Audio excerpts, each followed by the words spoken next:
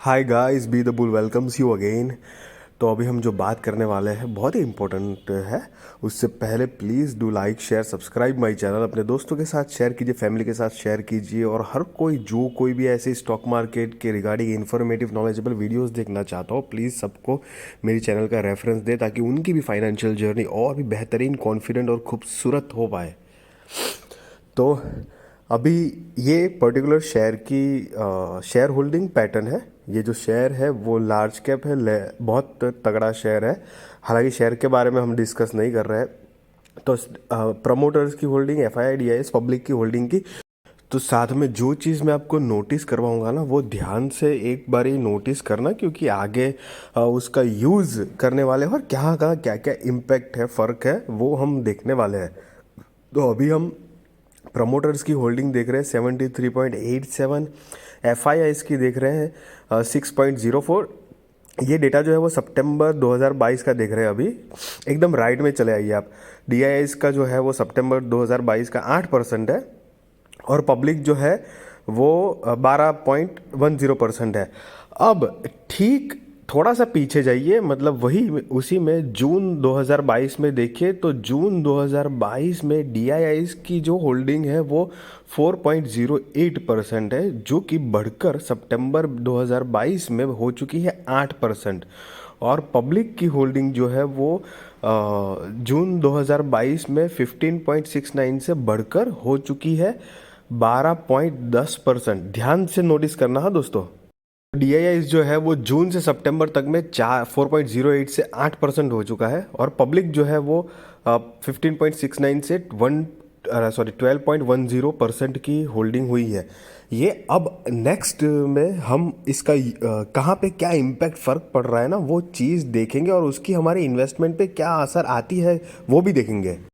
तो अब जब हम पब्लिक की होल्डिंग्स जो थी जून की देखेंगे, उसको मतलब थोड़ा डिटेल में क्लिक करेंगे तो उसमें हमको ना LIC की जो स्टेक है वो आप देख सकते हैं कि 2.37 जो रेड से मैंने हाईलाइट किया हुआ है।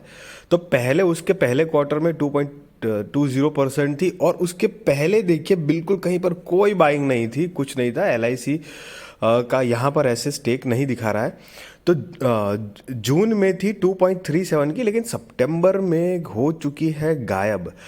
और यहाँ पर पब्लिक की होल्डिंग 15.69 से कम होकर 12.10 हुई है। इसका मतलब ये नहीं है कि भाई ये जो कम हुआ है इसमें LIC ने ही सिर्फ हिस्सा घटाया है, नहीं ना।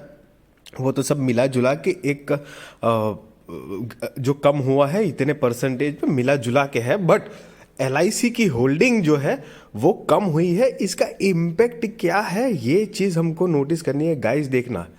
अब जब DIIs की डिटेल्स हमने देखी तो वहाँ पर आप देखिए पूरा मार्च 20 से लेके मार्च 20, जून 2020, सितंबर 2020, दिसंबर, मार्च, जून 2021, सितंबर 2021, दिसंबर 2021, मार्च 2022 या जून 2022 तक देख लो। LIC की फ़िलहाल यहाँ पर कोई भी ऐसी स्टेक नहीं दिखा रही थी, बट सडनली ये सितंबर लास्ट क्वार्टर में, सितंबर 2022 में DIIs की होल्डिंग में शिफ्टिंग हुई है LIC की स्टेक। तो यहाँ पर पॉइंट क्या है कि ये जो 4 से सीधा 8% हुआ है। जनरली जब हम ऐसे एकदम से, कभी कभी कोई लोग होते हैं इन्वेस्टमेंट की हिसाब में सारी चीज़ें जब देखते हैं, क्योंकि हर एक पैरामीटर्स बहुत ज़रूरी होता है देखना, हर एक की अपनी एक इम्पोर्टेंस होती है।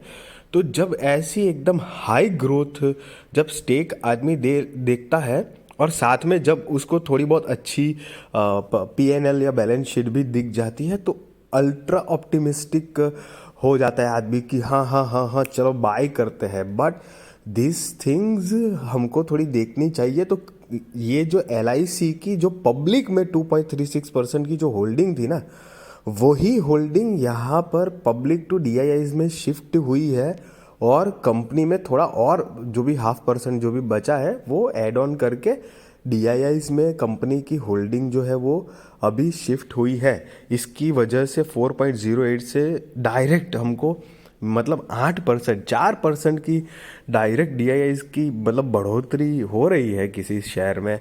तो डेफिनेटली वो नोटिसेबल चीज़ तो होगी ही होगी। और इसी कुछ ऐसी चीज़ें होती है कई बार ना, हम लोग इन्वेस्ट करने के टाइम पे जब पैरामीटर सारे देखते हैं तो हमको मानो कि सारे पैरामीटर एक रीजनेबल डिसेंट लेवल के लग रहे हैं, हम थोड़ा सोच भी रहे हैं, और उसी वक्त अगर कुछ इस तरह की चीज़ें जब दिख जाती है ना कि सडन जंप आया है, मौके पे हम ना थोड़ा इन्फ्लुएंस हो सकते हैं और उसी चक्कर में कभी कभार हम बाइंग कर भी लेते हैं।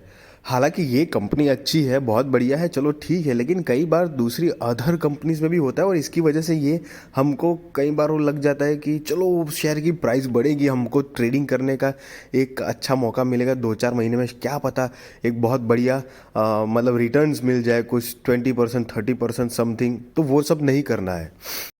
गाइस ये सब बातें बहुत इंपॉर्टेंट चीज़ बता रहा हूँ, छोटी छोटी चीज़ है बट रियली ये एक बहुत अच्छा इम्पैक्ट और इफ़ेक्ट लाएगा लॉन्ग वे में, जब आप धीरे धीरे सब जानोगे आपकी इन्वेस्टमेंट की जर्नी में। चलिए ये एक दूसरा पॉइंट है जो कि नोटिस करने लायक है। देखिए ये एक ये दूसरी कंपनी का शेयर है जिसकी शेयर होल्डिंग पैटर्न मैंने यहाँ पर ओपन की है। तो यहाँ पर तो एफ और डी तो है ही नहीं, प्रमोटर और पब्लिक है सिर्फ। अब यहाँ पर पॉइंट नोटिस करने वाली बात क्या है कि मार्च 2020 से लेकर दिसंबर 2021 तक प्रमोटर्स की होल्डिंग जो थी वो 62.99% के अराउंड सस्टेन थी, लेकिन उसके बाद 3 क्वार्टर में कंपनी ने अपनी स्टेक जो है वो काफ़ी कम की है, 58.07% टू 52.97%, 52.97% से सीधा सितंबर 2022 में 36.03% ही ने अपनी हिस्सेदारी कम करी है। अब ये कंपनी की जब हम पीएनएल देखते हैं ना, तो गाइज मैंने देखा हुआ है ये कंपनी की मार्केट कैपिटल बहुत कम है, लेकिन क्वार्टर ऑन क्वार्टर बेसिस पे देखेंगे या तो ईयर ऑन ईयर बेसिस पे देखेंगे, दोनों जगह पे कंपनी प्रॉफिटेबल है, कंपनी प्रॉफिट जनरेट कर भी रही है और डेफिनेटली वो उसके पीएनएल में झलक रही है बात। अब क्वेश्चन ये आता है कि इतनी अच्छी सब कुछ बैलेंस शीट या इस तरह का माहौल है, कंपनी के शेयर प्राइस भी काफ़ी अच्छे से ग्रो कर रहा है, सब कुछ बढ़िया है, तो प्रमोटर्स लेकिन क्यों इतने सडन जब उनकी स्टेक में गिरावट हो मतलब है। मतलब एक फॉर एग्जांपल आप मान लीजिए एक ऐसी बात कि आपकी कंपनी है, आपकी कंपनी का बिजनेस भी बहुत तगड़ा चल रहा है, सब कुछ बढ़िया है, शेयर के प्राइस भी ऊपर जा रही है, चलो वक्त के मतलब टाइम के हिसाब से छोटा मोटा करेक्शन तो आता ही है, वो करेक्शन के हिसाब से ही ऊपर नीचे होके ही ऊपर जाता है, वो तो एक फैक्ट बात है। बट इन शॉर्ट में कि जब आप की बिजनेस, आपका कंपनी का बिजनेस बढ़िया चल रहा है, कंपनी प्रॉफिट रेवेन्यू जनरेट कर पा रही है, सब कुछ बढ़िया है, तो उसके बावजूद आप क्यों बेचोगे अपने शेयर्स को, अपने स्टेक को क्यों इतनी हद से बेचोगे। तो मतलब पैसा हमको चाहिए, मार्केट से चाहिए, मतलब हमको कंपनी को ज़रूरत है या एक्सपांशन के लिए चाहिए कि प्रमोटर्स को ऐसे बोलते हैं कि थोड़ी बहुत कहीं पर नीड हो गई, जो भी फंड रेजिंग कुछ भी है, XYZ any of the damn reason promoters कम कर रहे हैं, तो लेकिन वो हमारा इश्यू नहीं है, वो प्रमोटर का इश्यू है। हमारे लुकआउट ये है कि सब कुछ अच्छा है लेकिन फिर भी promoters are like wiping out their stakes is little bit ना ट्रिकी चीज़। ज़रूरी नहीं है कि मतलब ये जो मैं जो देखो ये जो मैं इन्फॉर्मेशन जो भी अभी दे रहा हूँ ना, ज़रूरी नहीं है, there is nothing like stick and thumb rule कि भाई हाँ हाँ हाँ इस तरह का है तो बहुत चेतावनी हो जानी चाहिए या कोई कंपनी बर्बाद हो रही है, या उस तरह की इन्फॉर्मेशन नहीं दे रहा हूँ। ये सारी चीज़ें ऐसी है कि आपको नोट करना चाहिए just to get the potential growth. मतलब कैन फॉर एग्जाम्पल मान लीजिए कि आज कोई यही शेयर है जिसके अंदर आप एकदम एक्साइटेड होकर शेयर बाय करना चाहते हो, लेकिन अगर आपने इस तरह की कोई एक्टिविटीज़ या नोटिस करी है और आप वही 1 या 2 क्वार्टर रुक के उसके अंदर इन्वेस्ट करते हैं, तो पहली बात वो क्वार्टर तक के आपके पैसे सेव रहे हैं, आपके लॉक नहीं हो जाते पैसे।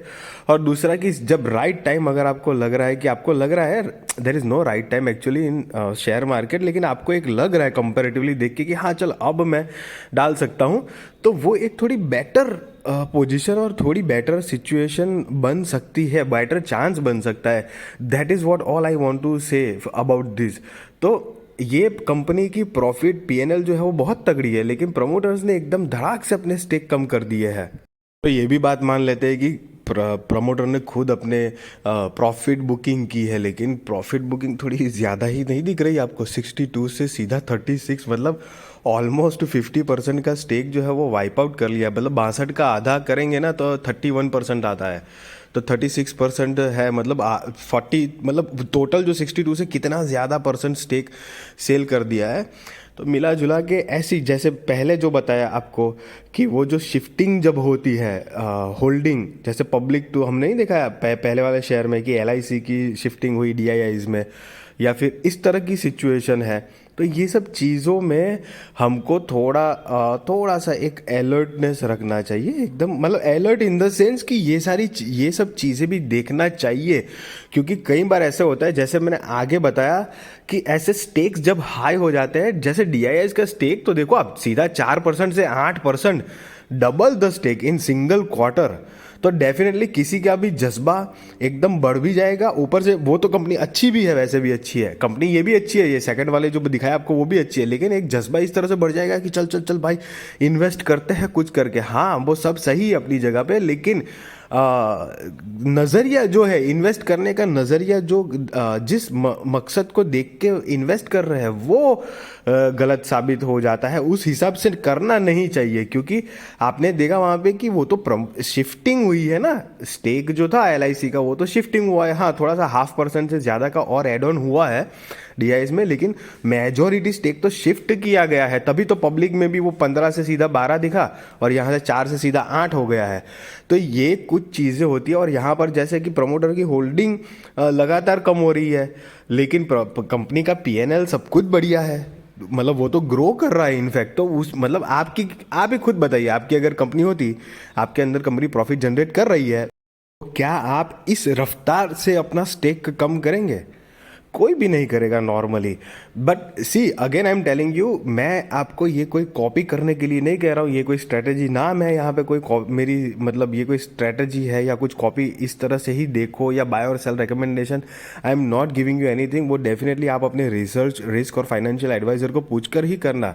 लेकिन ये पॉइंट्स इसलिए बता रहा हूँ कि कोई भी नहीं करेगा अपने, अब कंपनी अच्छी है, प्रोग्रेसिव है, अरे भैया मैं तो कंपनी का मालिक हूँ, प्रमोटर हूँ, तो मैं इतनी ज़्यादा तादाद में अगर स्टेक बेच के जा रहा हूँ तो at least as a retail investor मुझे ऐसा लगता है कि ये मेरा ओपिनियन है कि मैं ये सब की पॉइंट देखूंगा और थोड़ा सा संभल के रहूंगा। और जैसे कि वो पहले वाले में थी कि एकदम एक्साइट होके वो जोश में आके ना खरीद लूँ। हालांकि कंपनी अच्छी है, हमको पसंद है, प्रॉफिट एंड लॉस सब कुछ सही है, सब पैरामीटर्स अच्छे हैं, तो डेफिनेटली आप उस हिसाब से करिए। लेकिन ये 4 से 8 हो गया, वो चक्कर में कभी मत इन्वेस्ट करना। तो ये कुछ पॉइंट थे जो आपको नोटिस करने चाहिए, आप प्लीज़ करना, अपनी रिसर्च, रिस्क और फाइनेंशियल एडवाइज़र को पूछ कर ही इन्वेस्ट करना।